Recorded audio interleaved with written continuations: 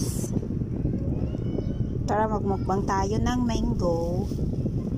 Hindi ko na siya hiniwa-hiwa kasi ganyan yung gusto kong pagkain naman ng mango. Buo na kinakagat. Ayan.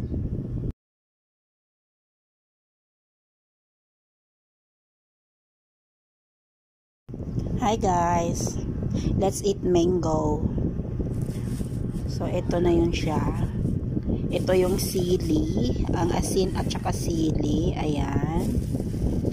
Ayan. Binalatan na namin siya. Ako lang pala mag-isa kakain nito. So hindi ko na siya hiniwa-hiwa kasi mas gusto ko naman i-try or kumain ng mangga na buo with ngat-ngat na lang. Ganito guys. So ngat-ngat. Ayan. Ginat-ngat ko na siya.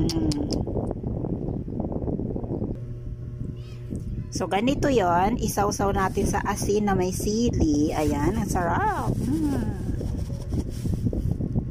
Ayan siya.